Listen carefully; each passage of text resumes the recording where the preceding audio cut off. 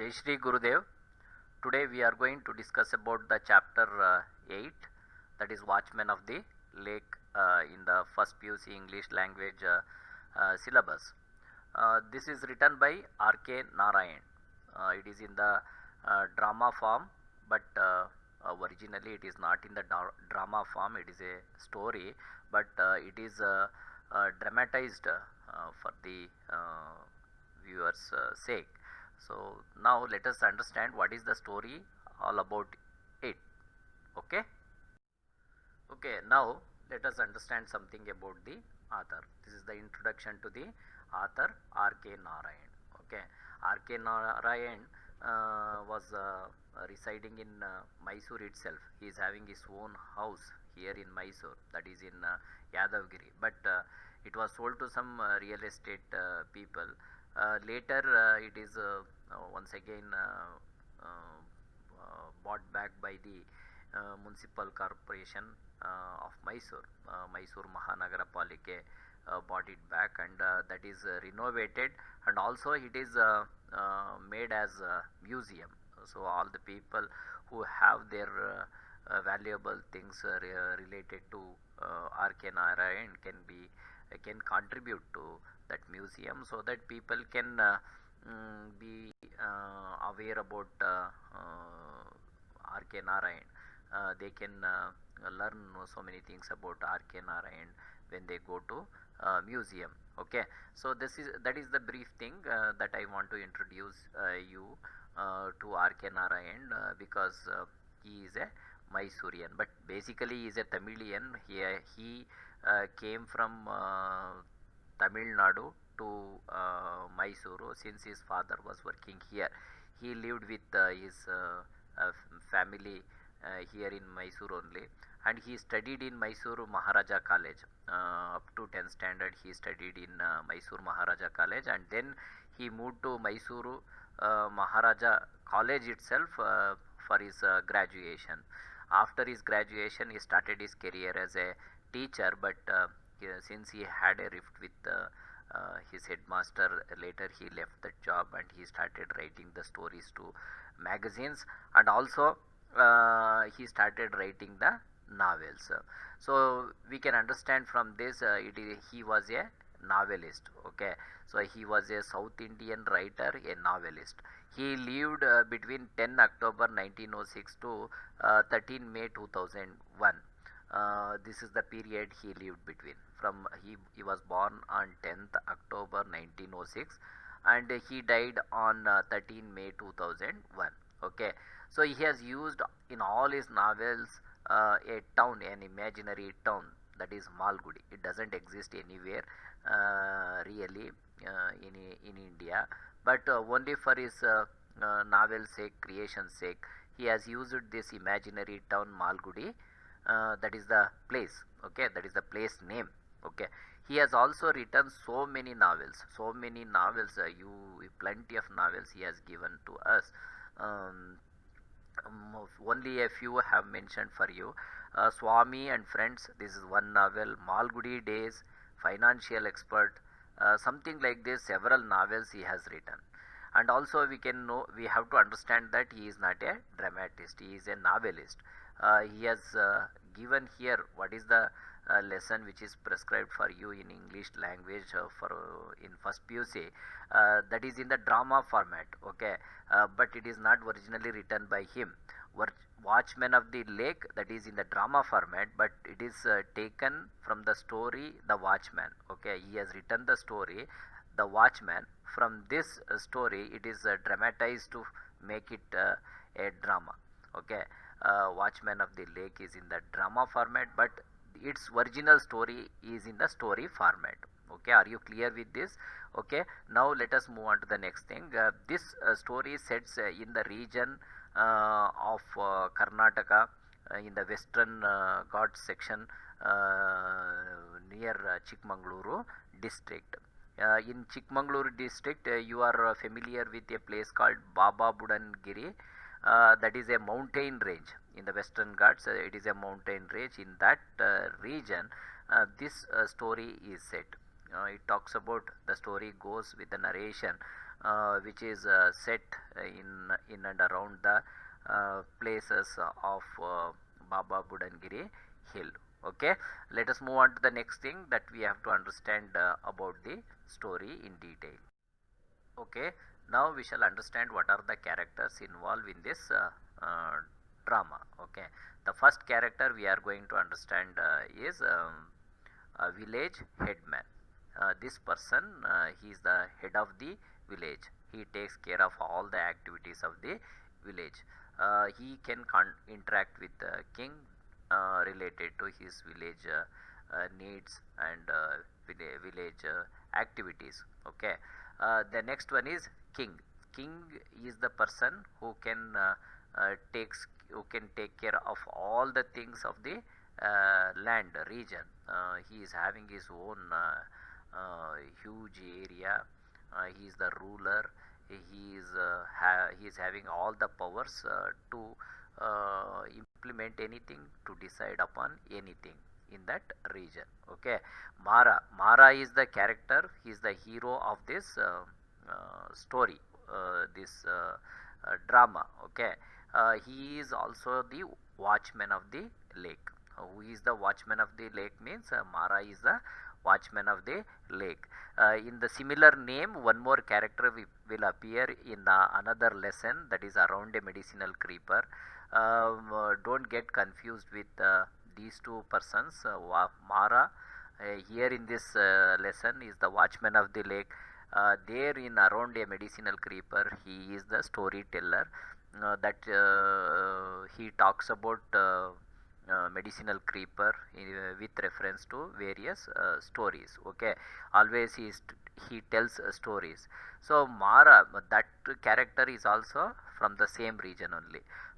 We can understand from this, in that region so many people of laborer class, they are all illiterates, uneducated. Such people were mostly mentioned in the name Mara. Okay, Mara was the most familiar name around that region, I believe. That's why here Mara has become the hero of this story, Watchman of the Lake. Okay, Ganga is the son of Mara. Okay, another character is there. His name is not here, but he is also the kin of Ganga, that is the son of Ganga. Okay, so they are all belong to the same family, but they do the duty of taking care of the lake. Okay, next one, Bhima is the road worker. He is the mender. Okay, he is a laborer who works for some time, who appears only for some time in this drama, to work to make the to make the road ready for receiving the king on a particular day. There are so many other characters. Their names are not important. Only from the point of understanding the story, these are the main characters. They appear in their names, but other characters appear, but they appear without their names. We don't consider their names. Their names are also not mentioned by the writer here. We feel that there are some characters, but we don't know who are they. They are going to be invisible. Okay, uh, fine. Okay, these are the characters we have to remember from the point of this story. Fine. Okay, now let us understand a background for the story. What is that? On the eastern base of Baba Budan Hills in Karnataka state, there is an obscure little place now called Sakrepadna, which at one time, 1,000 or more years ago, was the capital of a king called Rukmangada. In the center of this town, there is a shrine which is dedicated not to distant gods or heroes, but to a rustic man who was watchman of a lake called Ayyanakere, 4 miles from the town. For the purposes of this little drama, let us call him Mara, which is as good as any other name handed down to us by tradition. In Karnataka state, there are so many mountains. Mount Baba Budan hills are there. Uh, in that region there is a town called Sakrepatna. That town was being ruled by a king called Rukmagada once upon a time. In the center of this town there is a temple. This temple is dedicated for a rustic person, not for a god or hero. It was dedicated for a rustic person, means common man. Okay, he was from a common people. Okay, that person was being worshipped, is being worshipped in that temple. Okay, uh, he the person who was being celebrated as the god, and who is being worshipped in that region, he is very important. He is very important from the point of studying this story, because he sacrificed his life for bringing up that lake. Not only to bring up the lake, to save the lake also, he sacrificed his life itself. Okay, so in that way he became the watchman of the lake also. All, all the generations of his family, they worked as watchmen of that lake to protect it, to take care of the lake. So in this way he became the hero of this story. Okay, he is not a person of a high profile or something. He is from a low profile, but he became a person to celebrate in the shrine, in the temple. Okay, this is the thing. On this basis we move on to learn more about the drama. Okay, so now we are going to deal with scene 1. There are totally 5 scenes here in this drama. It is one act play. In one stage it will be completed, and there are 5 scenes. Scene 1 we are going to deal with it now. Okay, uh, this scene is set in the place, in a place, in a region, that is a village at the foot of a hill. Road menders at work. Okay, this is what you have to imagine. The village is at the foot of a hill, and people are working to correct the road, means to reconstruct the road, to repair the road. They are working on it. So here this is what the picture is there in front of you, I believe. Now the conversations between people will be taking place, that is mentioned here. Through them we are going to understand. Okay, so now before I start this conversation, I want to tell you one thing, that is there is a difference between a drama and a novel or story. In drama or a story, the characters will be introduced through the writer.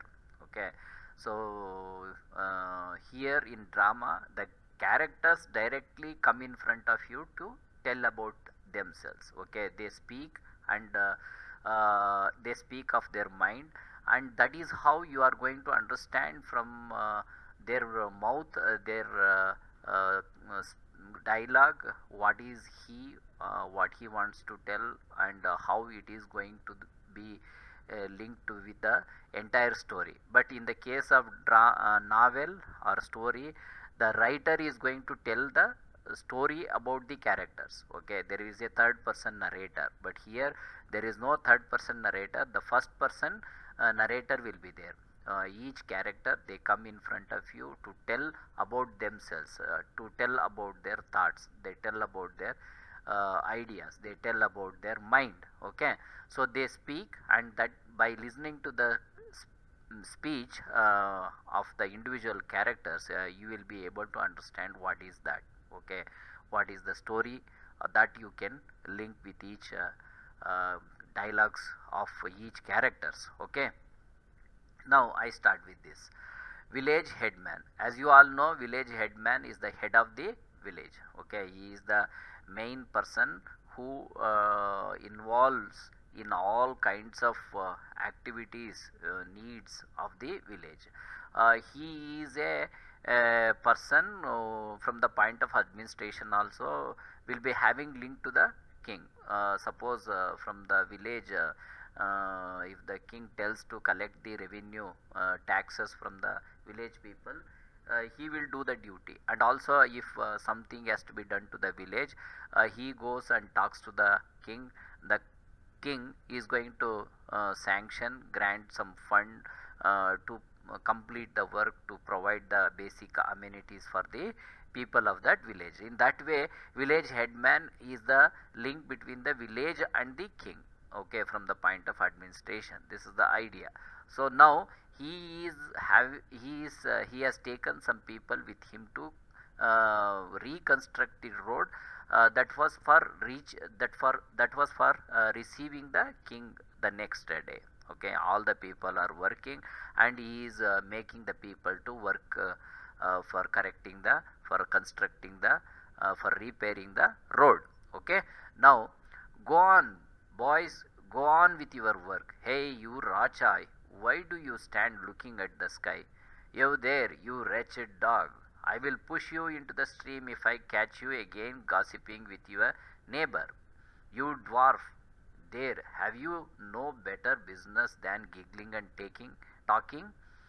The road must be ready before the king arrives. Just think for a moment, fools, how we should all look if the king suddenly came upon us. Just think, he will be here this time tomorrow. Go on with your work, brother. Anyway, what makes you all so merry? Let me know and share the joke. Here, come here, come here. Why are you both laughing? Tell me, don't blink. What is it? So this is the dialogue spoken by the village headman. From this we can understand that the king is about to arrive the next day. The road is not good. They are preparing the way. They are reconstructing the road for receiving the king. That's why he has taken some people like Raja. He tells them to work fast, to busy with the work, rather than keeping themselves wasting time. Some people were talking, some people were giggling, and some people were enjoying the things. That was disturbing the people. The work was getting slowed down. That's why, as a leader, the headman is telling all the people to work fast to make the road ready for receiving the king the next day.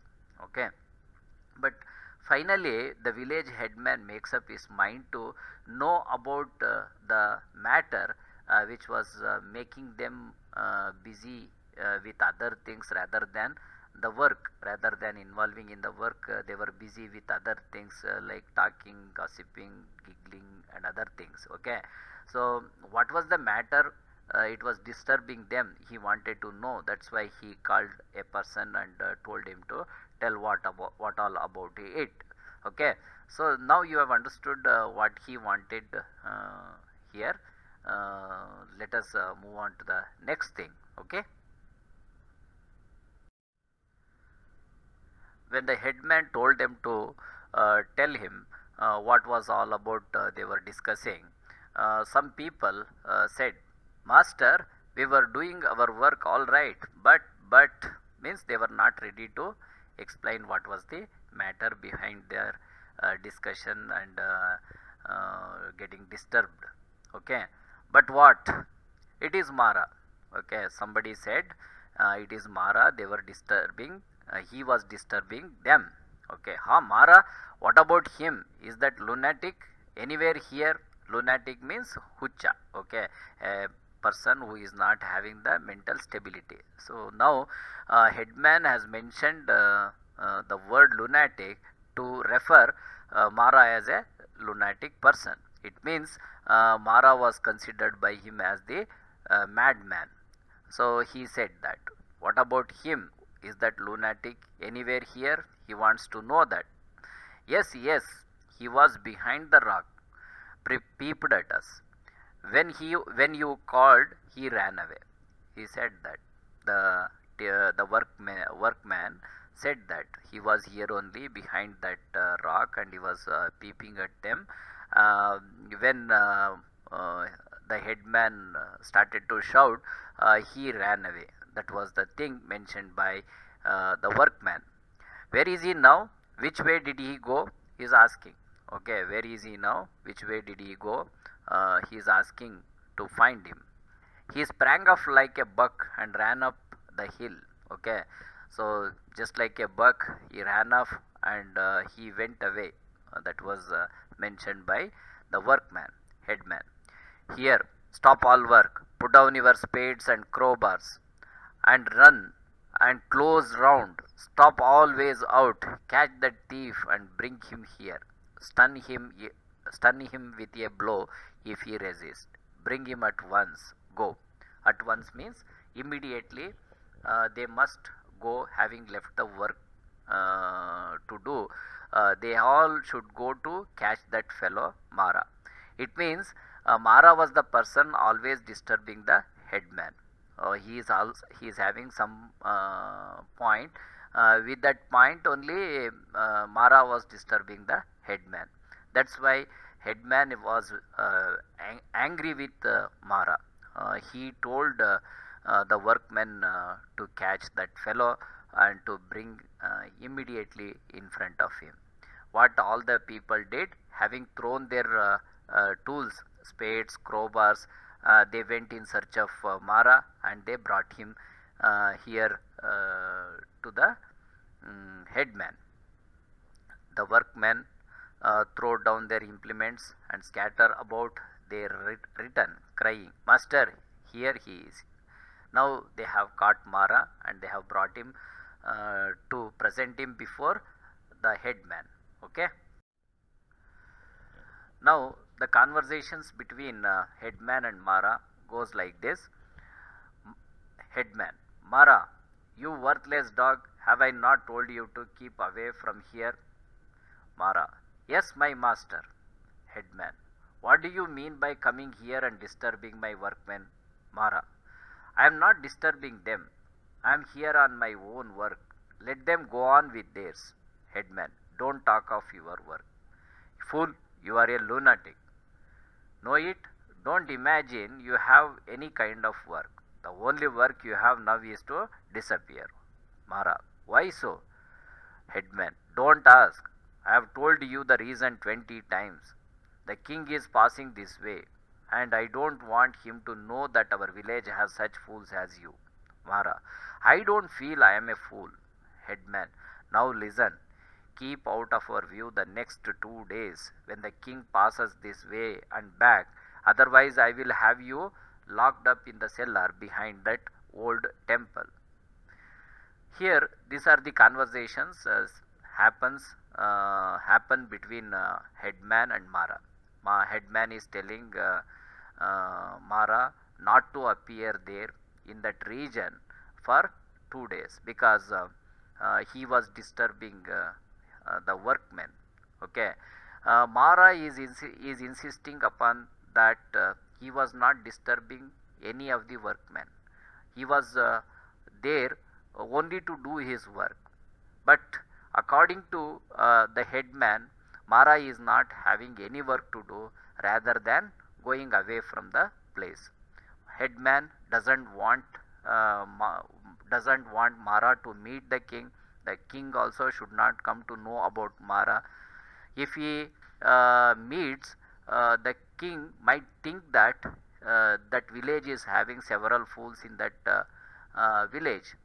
That should not happen. That is going to bring a bad name in the mind of the king about the village. That is not a good thing from the point of headman. Headman doesn't want to happen such things. Okay, so that's why he was always telling Mara not to appear in front of the king. He doesn't want him to be there in the village for other 2 days because the king is coming to the village. King is till the time king goes away from the village, he should not appear there. But Mara says he was not a fool at all. He is having some work. He wants to do that. When Mara was very rude, very rough, very adamant, and he wanted at any cost to meet the king, uh, the headman once again threatened him by saying that he would be locked inside the cellar behind that old temple.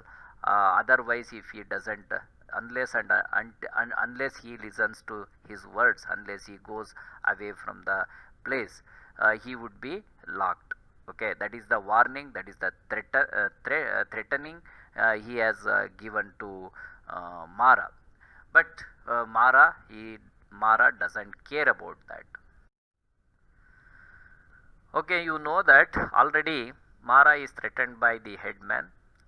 He was told that he would be kept in the lockup in the cellar behind that old temple. For that, Mara is saying like this: I will sit there and pray. If he was kept in the lockup, what he was going to do? He would pray to the God. If that God in the temple thinks I have work to do, he will take me out. In his intention, if there is a genuine reason, definitely the God is going to listen, and the God is going to help him to come out of the lockup, and he can meet the king to communicate about the dream. That is what Mara says. For that, headman is unable to give a convincing answer to Mara. Headman, now get out of my presence. He is saying to Mara, get out of my presence. It means he must go away from the place. You fellows means the laborers. All the people are listening to their talk. He is mentioning them. You fellows, why do you all stand gaping at me? Instead of working, you are all looking at me. You are all listening to the talk. Why do you waste your time? He is saying, get on with your work. Do your work. Complete the work before the day ends. He is saying. Once again, Mara speaks to the headman. Once again, the goddess of the river came to me in the dream and said, the king is coming this way. It means, once again, the goddess has come to his dream. She has told that the god is coming, the king is coming this way. It means he is coming to the village only. Tell him about the tank. So it means he must go to meet the king, and he must tell the king about the tank. He should bring up the lake. That is what the goddess has told Mara in his dream. He will listen. Already now all the kinds of ideas are given by the goddess to Mara. For that, headman, don't tell me that again. You and your dream.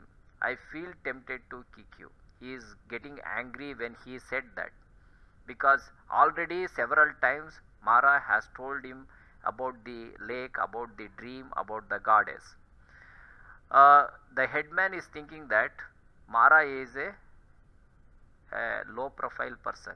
How can the goddess appear in such a person's dream? When there are so many people in the society, they are all superior, high profile people. How can the goddess appear in this fellow's dream? If the goddess wants to meet somebody, she can go directly to the king, and she can tell the king to build a lake. Why she wants to meet in Mara's dream? Why what is, how can it be possible? That is the kind of attitude the headman is having. That's why he doesn't want to listen to Mara's dream, Mara's story, Mara's intention. That's why he was always angry with Mara. Mara is saying that, what have I said to offend you so much, sir? It means you are always becoming angry if you listen to my story, if you listen to me. What have I done to you? Why are you becoming very angry about me? Is asking that. Are you jealous that the goddess comes to me rather than to you in dream? Instead of coming to your dream, she has come to my dream. That is the thing worrying you or making you jealous? He is asking that. Shall I repeat the very words she uttered? If you don't believe me, I will repeat the words she uttered in my dream once again. Shall I? He is asking. For that, headman, now be off, go away from me, I don't want to listen to your dream. And like a good fellow, keep to your backyard till the king departs. Anyway, the next day he is coming and he is going to leave that village. Till that time, he must not appear in front of the king or in the village itself. He must go away.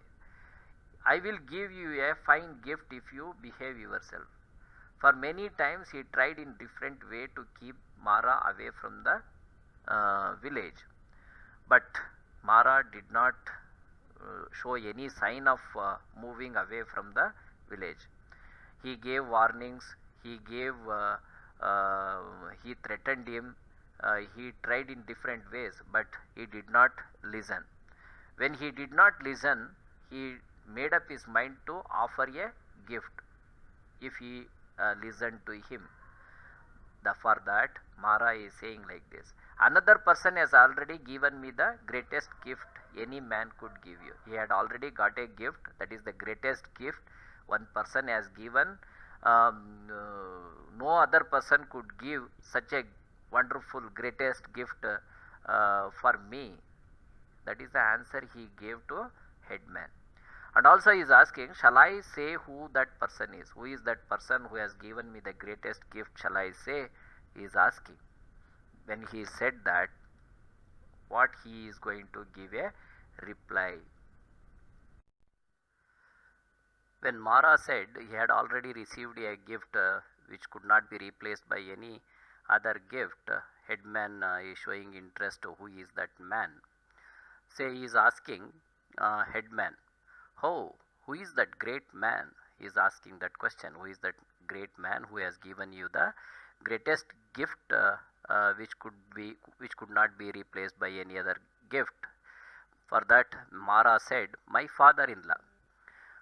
When he said that, all the people, all the workmen started to laugh at that joke, because his father-in-law had given him his wife that cannot be replaced by any other gift. That is the meaning of his joke. When he said that, the headman became very angry, and he started to shout at each and every person who were there. Okay, stop laughing, everyone. I will starve you all without work if I catch you again laughing at this fellow's mad prattle. Prattle means usually whatever the children speak, that is considered as prattle, because there will not be any meaning, there will not be any seriousness, such a kind of talk it is. So that's why he said to everyone there, if anyone was caught, if they were laughing at any time, he was going to make them starved without providing any job. Without providing any job means certainly they would not get money and they cannot get their food. That is the way he started to give warning to all the workmen, and he wanted to make them very serious only about the work, not about Mara's words. Come here, Bhima. He is calling Bhima now. Throw down your crowbar. Means he was doing the job. He told him to stop his work of digging the earth. I have another piece of work for you. He is ready to give a different work that was different from doing the work related to constructing the road, repairing the road. Come here, he called Bhima. Bhima is another person. He is a giant person, mighty person. He is having a very strong body, and he is very strong. Okay, Bhima. Yes, master, I have come. What is your command? He is ready to do his work, whatever he said. Okay. Now, headman, bind this fellow hand and foot and throw him into the cellar behind the old temple and keep him there till the day after tomorrow. Do you understand? He gave an instruction to take Mara with him and to bind him, bind his hand and foot, and he must be kept in the cellar behind that old temple till the day after tomorrow. It means till the king arrived and left that village, he must be there, he must not be released. Okay, so that is the instruction, that is the command headman gave to Bhima. And also he said that, do you understand?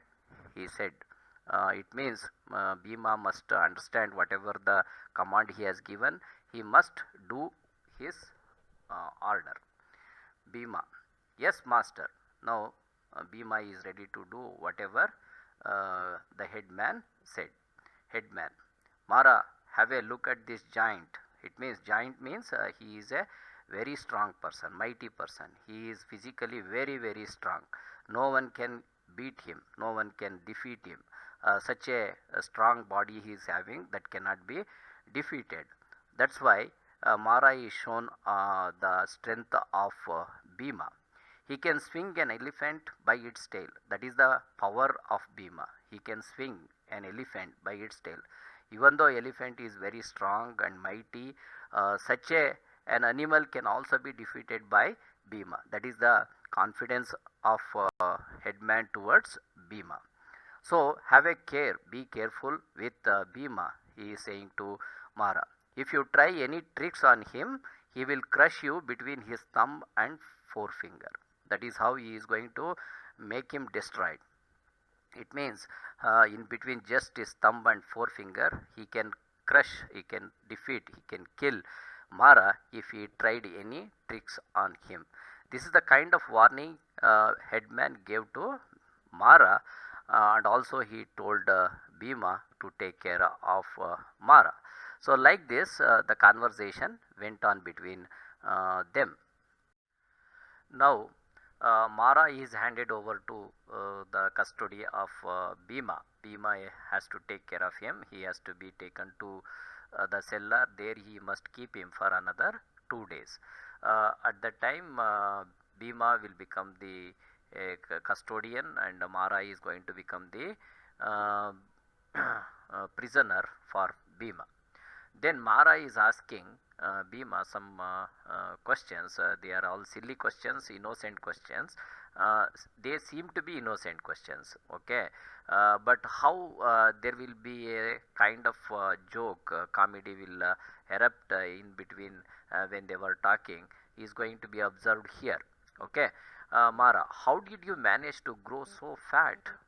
Mara is asking, how could you become so strong and fat? How did you get all this strength? He is asking the question to Bhima. Bhima, innocently, he is trying to answer his questions without knowing how Mara is going to play some tricks with him and to make him fool. My mother gave me iron decoction when I was a baby. He said that he was given some iron decoction to him when he was a baby. That is how he could become a very strong and mighty person. And at every dawn I run up the hill with a large grindstone on my back. This is another thing, very important thing.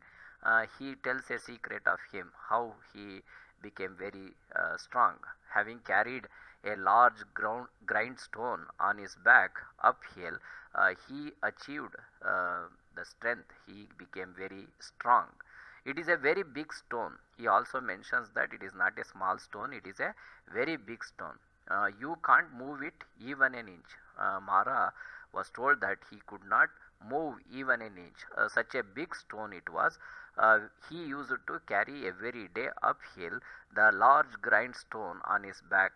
That is how he achieved his strength. Bhima said that. Then headman became very cautious. He is giving caution to Bhima. Headman, here don't answer his questions. Don't allow him to talk to you. He said to Bhima.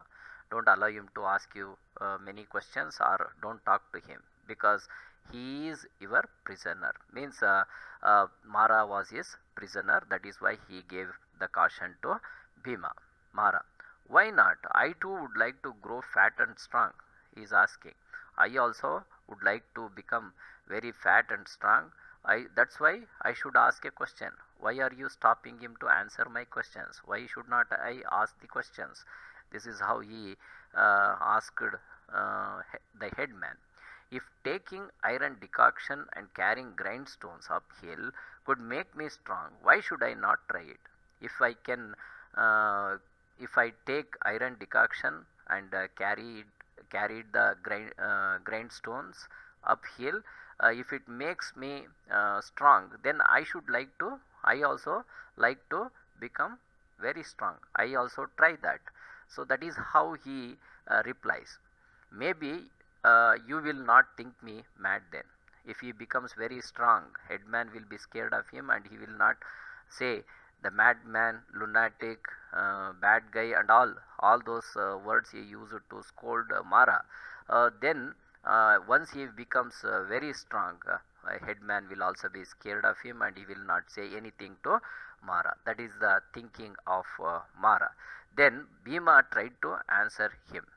You can't take the decoction now. It means you are already aged. It doesn't work. Even if you take iron decoction, it is not going to be useful at all. Your mother should have put it into you before you were 10 days old. That is the condition.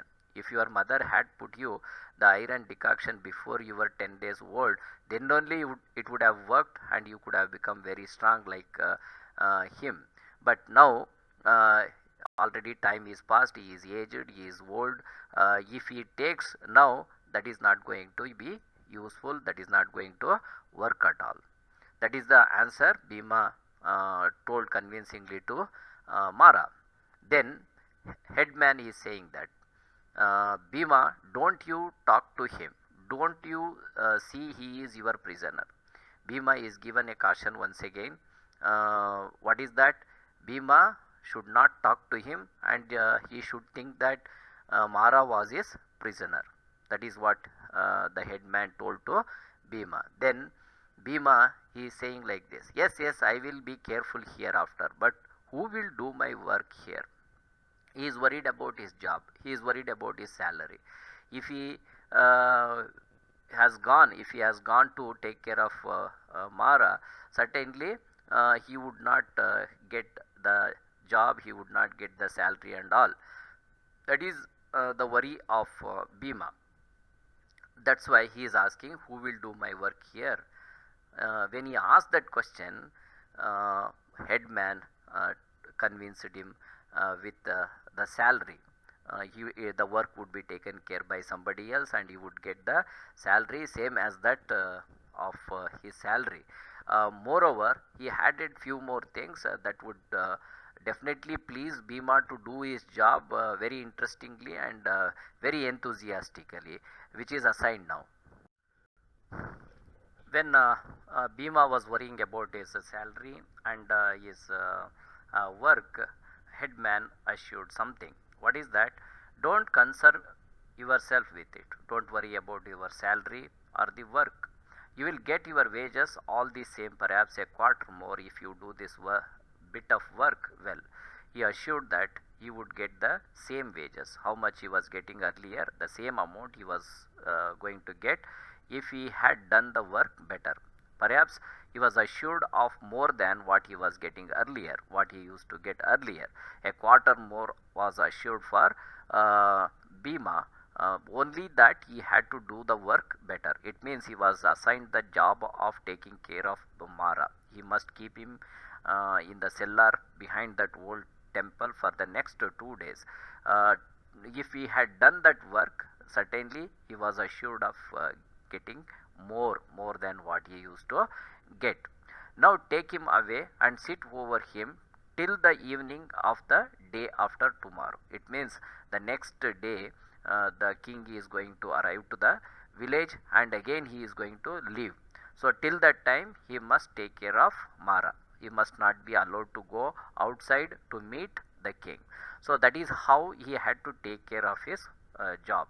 So if he had done that work, he was assured of the salary, perhaps more than what he used to get.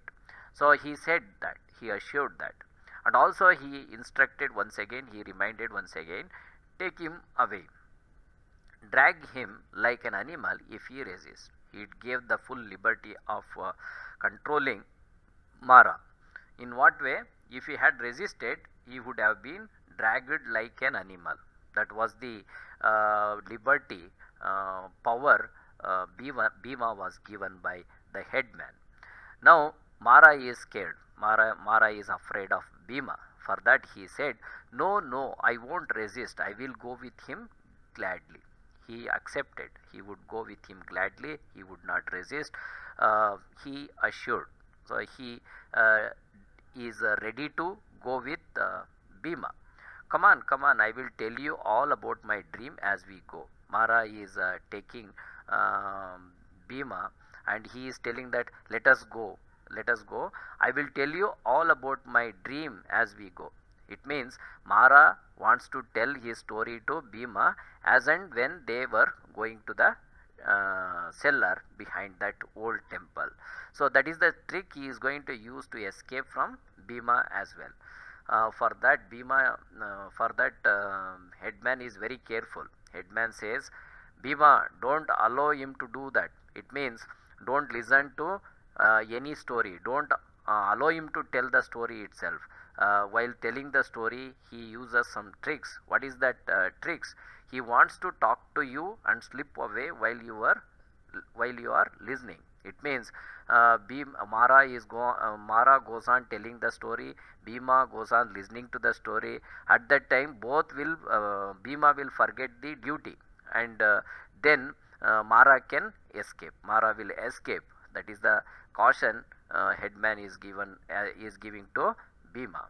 Now bind up his wrists together with your turban and drag him behind you. Gag him if possible. Ah, that is good. Now it should quiet him. He gave one more instruction to bind his wrist with his turban and to drag him.